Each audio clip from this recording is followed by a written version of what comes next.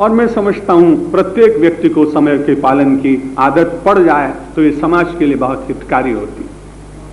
निवेदन कर रहा था कि हम सब लोगों को परमेश्वर ने बड़ी कृपा की, दरिद्रता से मुक्त करने का एक अवसर दिया। यहां आप आ रहे हैं, बड़े संपन्न लोग आ रहे हैं, लेकिन संपन्नता के बीच में कभी कभी दारिद्र्य का दर्शन अंतर में व्यक्ति को होता है।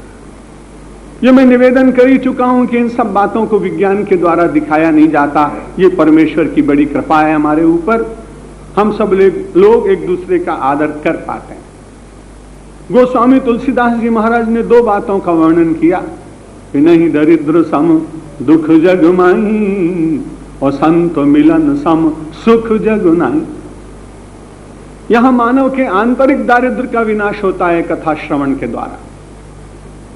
मानव को लगता है कि हम अपने को परमेश्वर से दूर मान रहे थे, इसलिए हमें यह कष्ट था, लेकिन परमात्मा जब मेरे इतने निकट है, या तो मैं उसका स्वरूप हूं और या मेरा इष्टदेव मेरे साथ निरंतर है। जब इस बात का विचार करते हैं तो मानव का दारिद्र्य अपने आप दूर होता है। मानव के दारिद्र्य का अनुभव तभी होता है जब वो ऐसा अनुभव करता है कि मेरा कोई है नहीं। विपत्ति में कौन सहायता करेगा, कष्ट में कौन सहायता करेगा, अभावग्रस्त होऊंगा तब कौन दौड़ कर आएगा। लेकिन इन पवित्र कथाओं के श्रवण से आपको ऐसे अनेक इतिहास श्रवण करने का अवसर मिलता है कि जो अपने जीवन में विपन्न थे, किंतु जीवन की विपन्नता उनकी परमात्मा की कृपा से दूर हुई।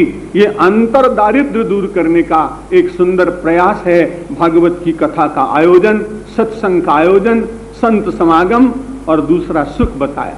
संत मिलन सम सुख जग नाई। बहुत सारे सुख मिलते हैं, लेकिन मानव के वे सुख छूट जाते हैं।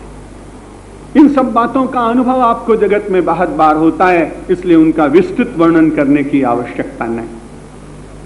मानव आज जिसको सुख का कारण मानता है, कल उसी में कई बार उसका दुख का बोध जग जाता है।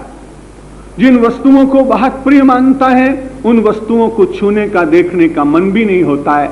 इसलिए सुख और दुख के केंद्र बदलते चले जाते हैं। एक बार सत्संग का सुख मिल गया, संत मिलन का सुख मिल गया, और उसके द्वारा प्राप्त आपकी ऊर्जा अपने अंतर से ही प्रकट हुई और अपने नारायण के साथ, अपने ईश्वर के साथ, अपने इष्टदेव के साथ संबंध स्थापित हुआ, तो वह संबंध निरंतर रहता है।